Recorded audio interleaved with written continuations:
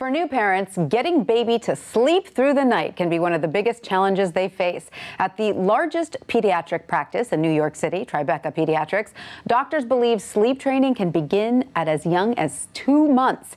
It can be tough medicine, but they say the benefits to both parents and children are great. Here with the story is WSJ health reporter Sumathi Reddy. Sumathi, great to see you. Nice to see you. Is there any topic that is more frequently and heatedly discussed among new parents than sleep training? No, not on the parent listservs. Oh my goodness, it's such a big deal. Now, at Tribeca Pediatrics, they say it's okay to start at 2 months, which is a lot earlier than what most pediatric practices recommend. Is that right? Yeah, so most pediatricians and sleep experts, the typical recommendation is try this between 4 and 6 months. 4 and 6 months. But there does anecdotally seem to be sort of a movement towards starting a little bit earlier. Now, Tribeca Pediatrics is sort of at the forefront of this. They've been long advocating for the 2-month mark.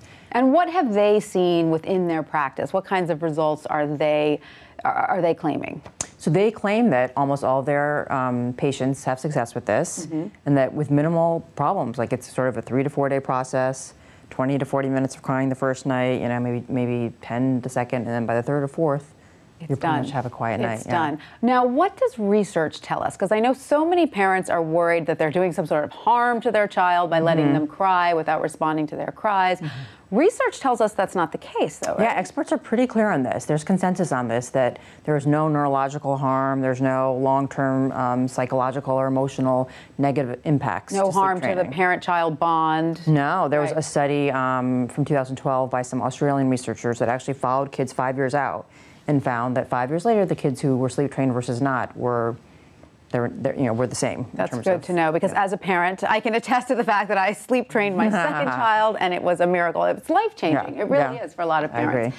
So what is the typical sleep training method? You put them to sleep at what, 7 to 7? Is that the ideal goal? So there's obviously different variations. Okay. The Tribeca Pediatrics one is sort of the extinction or quiet out method, which is close the door, put them to bed whatever time you normally do, which is usually like 8 o'clock, 7:38. Close the door, do not go back in until like 12 hours later. So even if your child is crying up to an hour, you ignore those cries? Yes. So I actually spoke to a sleep expert, a very prominent sleep expert, who said that his second child, they let him cry for 2 hours. Right. And this is a sleep expert. And so he said, I know there was no harm there. Of course, it was hard to listen to for him, particularly his wife. But put headphones on, right? That's such a far cry from when we used to sleep with a baby monitor next to you and you would jump at any little noise, right? So no baby monitors, just... No baby monitors, Don't watch your kid, don't listen to it. Try to sleep as far away from them as you can. If you have a house, different floors, if you have... Now, here's what always messes a lot of people up, though. Let's say you have a beautifully sleep-trained infant, but 9 months, they start teething, and then they wake up several times in the middle of the night because of teething, or maybe they have a cold. What do you do then? Do you ignore there's always these pain? regressions. They're not really regressions, though. They're sort of developmental milestones, usually. Right. They're either when your kid's sick or you're traveling, or when they're working on something like walking or pulling up or sitting up.